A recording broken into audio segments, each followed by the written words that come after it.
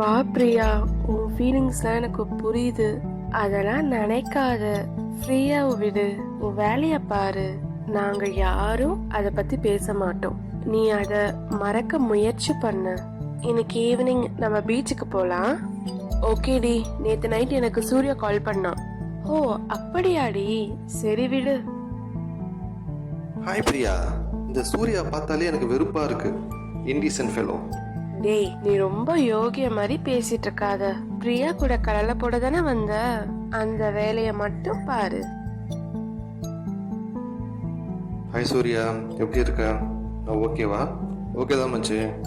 சூர்யா, இதெல்லாம் சாதாரண விஷயம். அதே திங்க் பண்ணிட்டு இருக்காத, உன் ஒர்க்கை பாரு.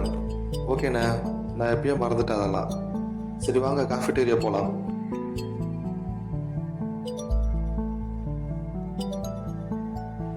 அட கடவுளே,